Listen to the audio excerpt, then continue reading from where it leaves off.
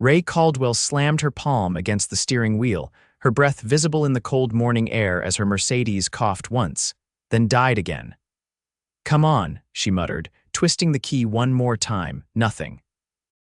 Of all the days for her car to break down, it had to be this one minutes before an investor's breakfast that could decide the future of Caldwell Tech, the billion-dollar company she'd built from the ground up. Her assistant had already gone ahead, and she couldn't call a car because her phone had died somewhere between her garage and the parking lot of the tiny coffee shop she'd stopped at for a double espresso. She looked around. The streets were mostly empty this early except for a man in a worn hoodie crouched beside a beat-up pickup truck across the lot, trying to buckle a small girl into her car seat. Great. Just her luck. But then the man looked up, tired eyes, stubble along his jaw, grease smudged on his jeans. He looked like he'd lived 3 lives already this morning, and still, when their eyes met, she didn't look away. He walked over after a moment, the little girl peeking curiously over his shoulder.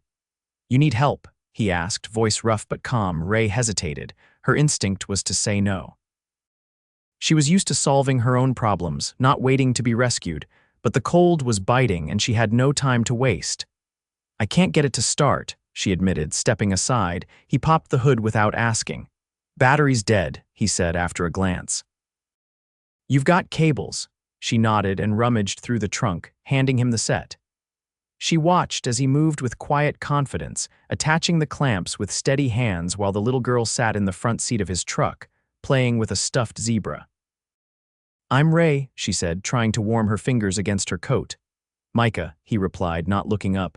"That's my daughter Violet," Rae smiled. "She's cute." "Thanks, she's 5, likes dinosaurs and pancakes, hates socks." Rae laughed, the sound surprising her. She hadn't laughed like that in weeks. Micah turned the key in his truck, revving it up. A moment later, her Mercedes purred back to life. "You're a lifesaver," she said. He shrugged. "Just a guy with jumper cables." She reached into her coat pocket for her wallet.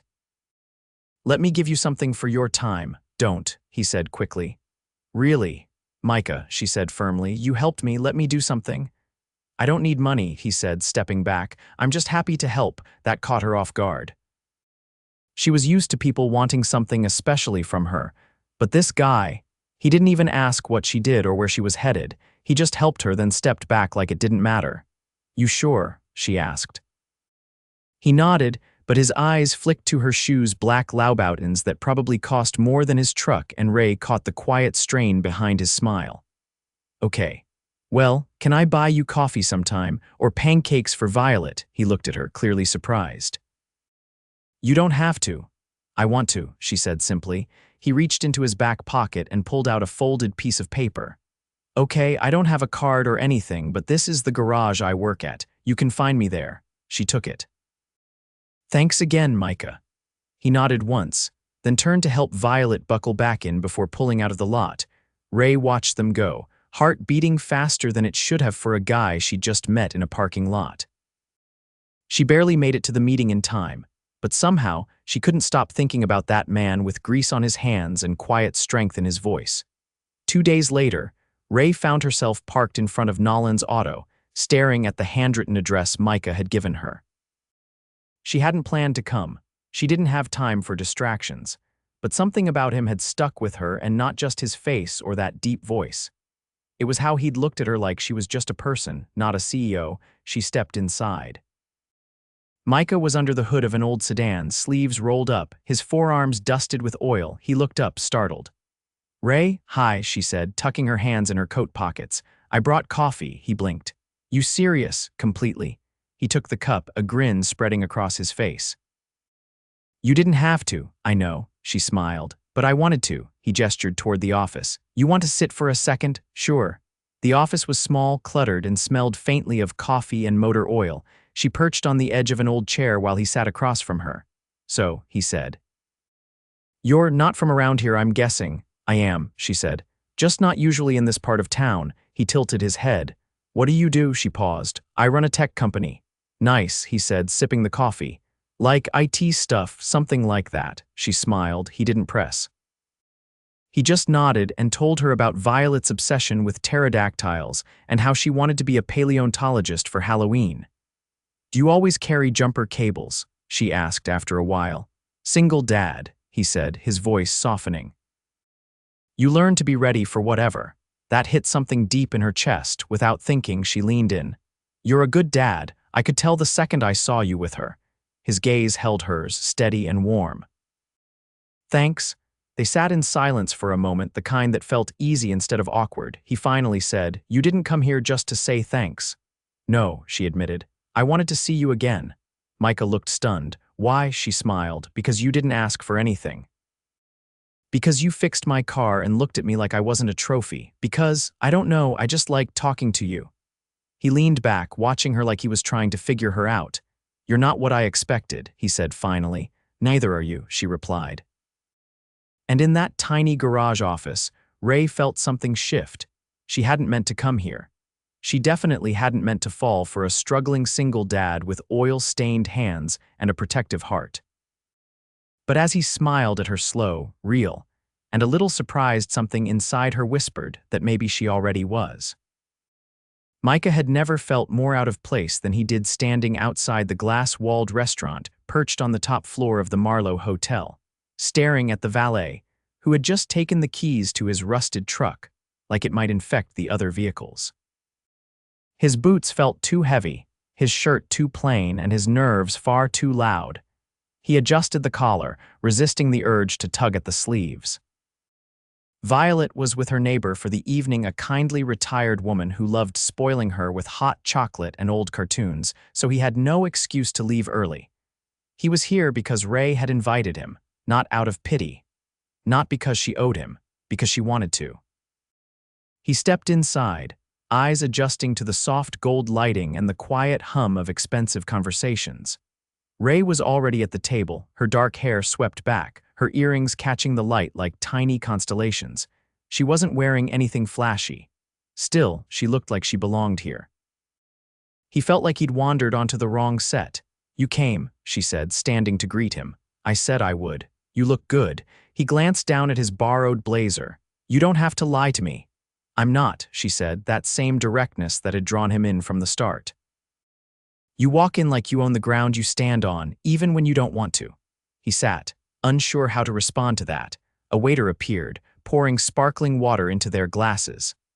Micah watched Rae scan the menu like she'd done it 100 times, her fingers resting lightly on the linen. He looked down at the list, recognizing almost nothing. Is this your usual kind of place? He asked. Not really, she said. But I needed a quiet spot, somewhere you could hear me tell you something. He leaned in slightly. All right. I've been thinking about you, she said, voice low but firm. About how you didn't ask what I did. About how you listened instead of trying to impress me. Micah studied her. Is that so rare? More than you'd think. Their server returned to take their orders. Rae ordered with ease. Micah copied her, trusting anything she picked would be better than whatever guess he'd make. When the waiter left, Rae leaned forward again. I should have told you before. I'm the founder of Caldwell Tech. Micah blinked. You mean like the software company? She nodded once. He exhaled slowly, leaning back in his chair. Damn. I didn't tell you because I didn't want it to change how you looked at me. He didn't speak for a moment. Then, I'm not going to pretend that isn't a lot to take in. I know. But you're still Rae. That part hasn't changed. She smiled at that, but it wasn't smug. It was soft, like she'd been bracing herself for something worse. Is that why you invited me here? He asked. To see if I'd bolt. No, she said. To see if you'd stay. Their food-arrived plates arranged like artwork, unfamiliar but delicious. Micah ate slowly, still trying to wrap his mind around the fact that the woman who'd walked into his garage with coffee had built one of the biggest tech firms in the country. After a while, he said, So why me? She looked up. What do you mean? You're surrounded by people in suits and perfect teeth and wallets thick enough to buy countries. Why come back to the guy who changes brake pads for a living? I'm not looking for someone who buys me things, she said. I can get those myself. I'm looking for someone who doesn't need to prove anything. Micah went quiet. That wasn't something he was used to hearing. Then he asked, You always that honest? Only when it matters. He smiled, a real one this time.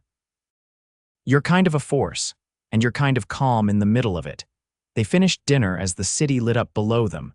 When they stepped outside, the air was cooler, the night clear enough to see stars between the skyscrapers. Her driver waited discreetly at the curb, but she didn't move toward the car. "Walk with me," she said. He did. They strolled down the block, passing store windows with mannequins in gowns and tuxedos. He glanced sideways at her. "Does it ever feel like too much, all the time? What keeps you from walking away? I built it," she said. "And I still believe in what it can do, but sometimes I wish I didn't have to carry it alone." Micah stopped then, turning to face her. "You don't have to." "Not if you don't want to." She looked up at him, startled. "I don't have much," he continued. "But I can carry things. I know how to hold something steady when it's pulling apart." Her eyes glistened, but she didn't look away.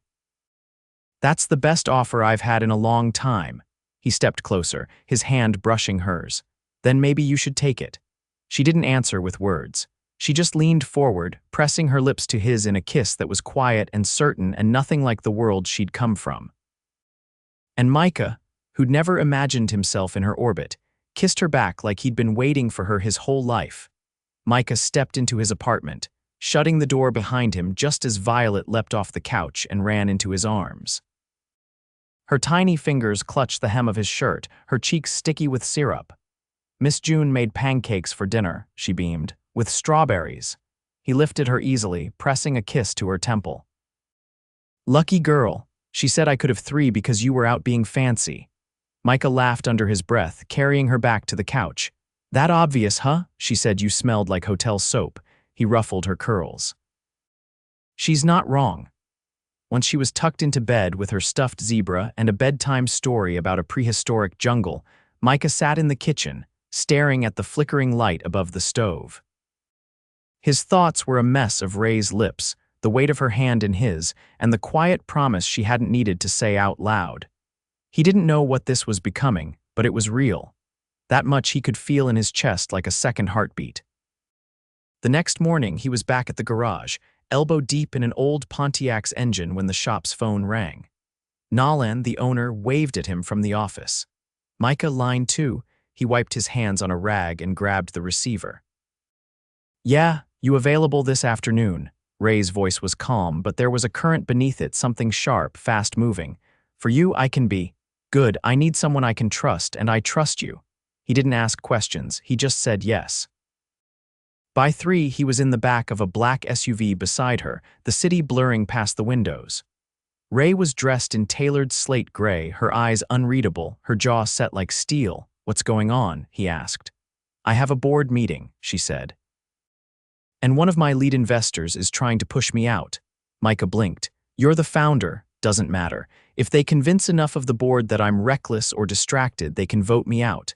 He sat back, trying to process that. "Why now?" She didn't answer right away. Then, "Because I turned down a merger that would have tripled our market share but cost us our integrity. And because I've been making decisions they don't understand."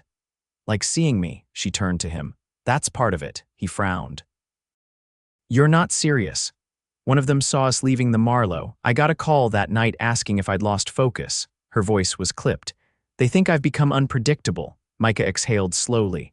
"What do you need from me?" "I need you to be there, not as a prop, just as yourself. I want them to see that I'm not ashamed of who I let into my life." He looked at her for a long moment. "You sure that's smart?" "No," she admitted. "But it's right." The boardroom was a glass-walled pressure chamber. 12 people in suits sat around the long table, murmuring to each other as Micah entered behind Rae. He felt every gaze land on him, some curious, others dismissive. A few openly hostile. Rae took her seat at the head of the table. Micah remained standing behind her, hands loosely clasped in front of him. He didn't fidget. He didn't shrink. He just waited. One of the men leaned forward, silver hair slicked back, voice smooth. "Rae, who's your guest?" "This is Micah. He's here with me." The man raised a brow. "And his role?" "He's not here in a professional capacity," she said. "He's someone I trust." A ripple of discomfort passed through the room. Another board member, a woman with sharp eyes and a tighter smile, spoke. "We're concerned, Rae. Your recent decisions have been unorthodox." Rae met her gaze. "What you call unorthodox, I call progress. You're bringing in outsiders, making emotional choices. My integrity isn't emotional, it's foundational." The man across the table tapped his pen. Your judgment is in question. And your personal entanglements. Micah stepped forward before he could finish. I'm not an entanglement. I'm a person.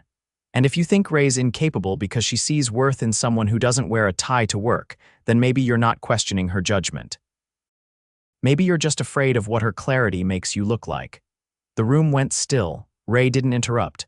She just looked at him with something fierce and unguarded in her eyes. Micah continued. She's not distracted, she's focused. She's just not focused on making the same mistakes you've all made 100 times. The man leaned back, mouth tight. And your qualifications are, Micah smiled, not smug, but steady. 5 years in the army, 10 years raising a daughter on my own. I fix what's broken. I know when something's worth fighting for, and I've never once let fear make my choices for me. The silence that followed was louder than anything else that had been said. Rae stood. If anyone here believes I'm unfit to lead the company I built, you're welcome to call a vote. No one moved. She gathered her tablet and turned to Micah. Let's go. They didn't speak until they were back outside, walking beneath the canopy of a building that gleamed like ambition. Rae stopped suddenly and turned to him. You didn't have to do that. I know. You put a target on your back, he shrugged. I've been shot at before. Words don't scare me. She looked at him for a long time, her voice low. You didn't flinch. I never will. She stepped closer, her fingers brushing his. I should have known you'd stand taller in their world than most of them do. He leaned in, his voice barely above a whisper. You're not alone in this, not anymore. Rae didn't say anything. She just pulled him into the kind of kiss that wasn't about making a statement, it was about finally letting go of everything that had ever held her back. And Micah kissed her like a man who wasn't afraid of storms. Micah stood at the edge of the rooftop garden, hands tucked into the pockets of his dark jacket, staring out over the skyline as the sun dissolved into amber behind the buildings. The air carried the scent of lavender and grilled sea bass, and the quiet murmur of a string quartet drifted from the far side of the terrace. He didn't belong here, he knew that, but for the first time, he wasn't trying to convince himself otherwise. Behind him, Rae was speaking with a woman in a silver gown, her tone measured, her posture relaxed. He watched the way she nodded slightly, how her fingers wrapped around the stem of a champagne flute without ever lifting it to her lips. This was her world, not the rooftop, but the weight of it. The scrutiny, the expectation, and she wore it like armor until she looked over her shoulder and found him, her gaze softened. Come here, she said quietly when he reached her side. Who was that? Someone who used to think I needed her approval. Does she still? No, Rae said, not hiding the satisfaction in her voice. She just realized it. He studied her face, the way her earrings caught the fading light. You're different today. I feel different. She turned toward him. I've spent years making sure I never gave them a reason to doubt me, but lately I've stopped caring if they do. That's not small. It took everything in me. Micah leaned closer, his voice low. You're not alone anymore. Rae's breath caught, and for a moment she looked like she wanted to step away from the crowd, from the suits and the subtle judgment and the endless games. But instead she held out her hand. Dance with me. I don't know how. Neither do I. They moved to the corner where the quartet played a slow, unfamiliar melody. Micah placed one hand lightly on her waist, the other folding around hers. She rested her forehead against his chest as they swayed out of rhythm, but in sync in every way that mattered. I used to think I had to keep love and work in separate boxes, she said softly, that if I let someone close, it would all unravel. Did it? No, she whispered. It all finally made sense. He didn't answer, but he pulled her closer. Later that night, they slipped out through a side exit, Rae's heels dangling from one hand as they walked barefoot along the cobbled path behind the hotel. Neither of them spoke as they turned down a quieter street where the hum of the city faded into the rustle of trees and the wind curling through alleyways.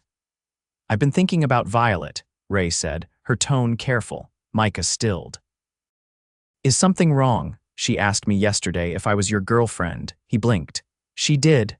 I told her I wasn't sure what we were yet. Micah nodded slowly. What do you want us to be? She glanced down at her shoes, then back up. I want to try, for real. Not just when it's convenient.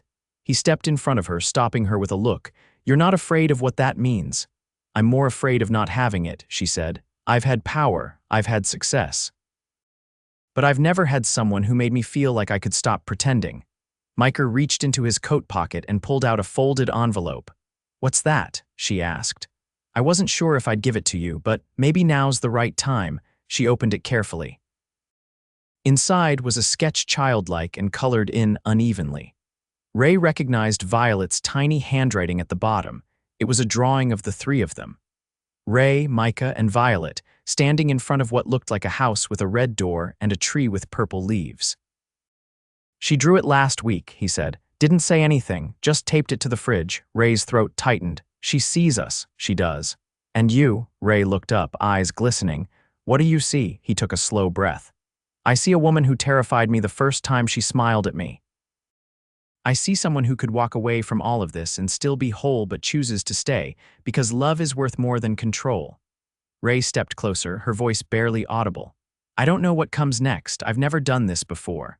Micah cupped her face gently. Then we figure it out. Together.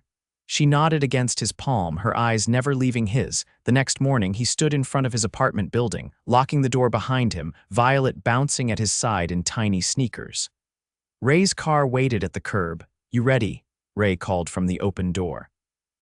Violet ran ahead, her zebra clutched in her arms. I packed my museum notebook. Rae grinned and reached for her hand. As Micah slid into the passenger seat beside them, Rae turned to him, one brow raised. Still sure you don't feel out of place? He looked at her, then at Violet giggling in the backseat and shook his head. Not anymore. Rae pulled away from the curb, one hand on the wheel, the other reaching for his. They drove toward the museum, the skyline behind them and the road ahead open and wide. And for the first time in a long time, Rae didn't feel like she was carrying the world alone. She was finally just Rae. And she was finally fully in love. Rae stood in the sunlight filtering through the tall windows of her office, her bare feet pressed into the cool marble floor as she stared out at the city below. Her heels were discarded by the door. Her team was in a meeting room down the hall with Nalan, her new interim COO, a decision she'd made just that morning. She didn't need to be in there, not anymore. A soft knock sounded. Micah entered without waiting for a response, Violet perched on his hip, her jacket half-zipped and her curls wild from the wind outside. She insisted on seeing you, he said, setting Violet down gently as she ran over to Rae. Rae crouched to meet her. What's going on, explorer? I brought you a lucky rock, Violet whispered, pulling it from her jacket pocket and placing it in Rae's hand. You're the boss, so you need it. Rae smiled, cradling the tiny speckled stone. Thank you, I'll keep it on my desk. Micah watched them both. She was worried you'd forget to eat lunch. I didn't, Rae said, standing, but I did forget to breathe for a few hours. I could tell. You left your phone in your car again. She tilted her head. Are you always going to keep track of everything I forget? I'm thinking about it, he said, stepping closer. But I'll need a title. You already have one, she said. The most important one. Violet tugged on Rae's hand. Can we go get noodles now? Absolutely, Rae said, grabbing her heels and slipping them into her bag instead of putting them on. But I'm not going back to that place with the paper menus. The chairs were tiny. We'll go to the one with the golden cat, Micah said. She likes that one better anyway. Perfect, Rae said, grabbing her coat. They left together, Rae holding Violet's hand as they exited the building through the side door. Rae's driver stood waiting, and she waved him off with a smile. We're walking. The streets were alive with the scent of roasted chestnuts and the hum of spring. Rae kept step with Violet, letting her pick the path. Micah walked beside them, his hand brushing Rae's every now and then, not needing to hold it to feel close. At the noodle shop, they sat at the back table, Rae and Micah on either side of Violet as she slurped her soup noisily. Rae laughed when a noodle slapped against Micah's shirt, and he feigned offense so dramatically that Violet nearly fell off her seat from laughter. Rae leaned in when Violet leaned over to dig through her backpack. Has your work ever felt this far away before? Micah asked. No, she said. It always followed me. Every room, every look, every breath, but not today. I think you've learned how to leave it at the door. Maybe, she said. Or maybe I finally have something more important waiting on the other side. Micah's expression shifted, something subtle but sure. You know I'm not going anywhere, right? I know, Rae said, and I want you here. He reached across the table and took her hand. Weeks passed. Micah's garage got a modest renovation, new signage, better tools, and a waiting room Rae helped design with plush chairs and a coffee bar stocked with her favorite beans. She didn't pay for it. He refused, but she helped plan it, and that was enough. Rae stepped away from the day-to-day operations of Caldwell Tech, naming a new CEO from within her leadership team. She remained on the board, but she stopped taking calls after 6 p.m., stopped checking emails during dinner. Her time was hers again. They moved into a craftsman house just outside the city, one with a red door and a tree out front that Violet insisted they decorate with wind chimes. Rae kept her apartment downtown, but it gathered dust. Home had moved. She and Micah didn't rush anything.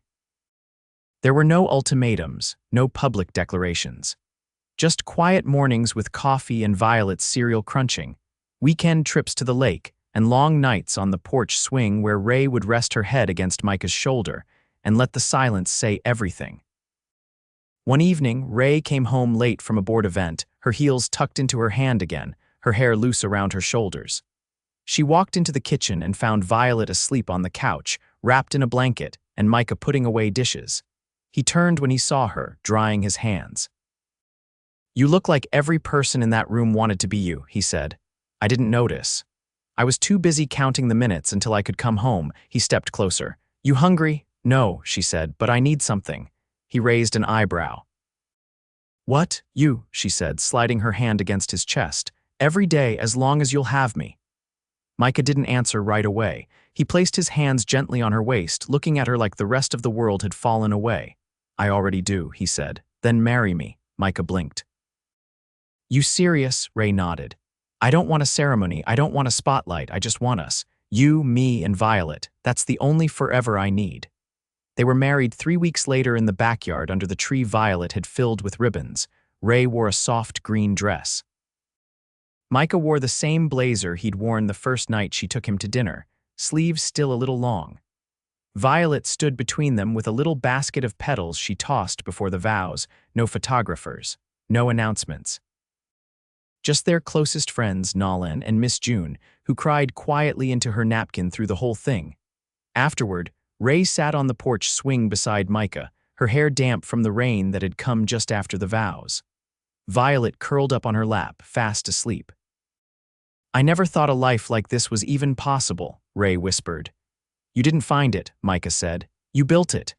She looked at him, her heart full in a way it had never been when her name was in headlines or her signature inked contracts. I love you, she said. Micah kissed her temple. I love you more. And with Violet breathing softly between them, the wind moving through the ribbons in the tree, and the world finally quiet around them, Rae Caldwell, CEO, builder, daughter, fighter, closed her eyes and sank into the peace of having everything she'd never dared to dream was hers to keep. Forever.